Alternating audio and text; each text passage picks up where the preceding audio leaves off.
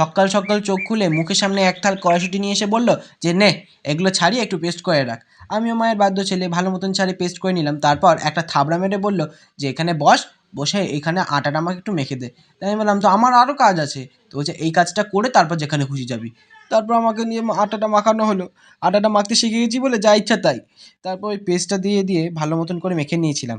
মেখে নেওয়ার পর আমাকে বলল যে দেখ তো নরম হয়েছে কিনা। আমি চারিদিক দেখলাম যে নরম হয়েছে কিনা, দিয়ে আবার থাবড়া খেলাম একটা। খাওয়ার পর বললো যে আঙুল দিয়ে দেখ হয়েছে কিনা। দিয়ে আমি আঙুল দিয়ে দেখলাম যে হ্যাঁ নরম হয়ে গেছে ভালো মতন করে। আরেকবার চেক করে নিলাম ফর সেফটি, যে থাবড়া ফাবড়া না খেতে হয় আবার। দেখে নেওয়ার পর ওর মধ্যে হালকা তেল ছড়িয়ে সেটাকে ভালো মতন মাখিয়ে নিলাম। মাসাজ চলছে এখানে ময়দাটার। ভালো মতন তেল মাখিয়ে রেখে দিয়েছিলাম ঢাকা দিতে।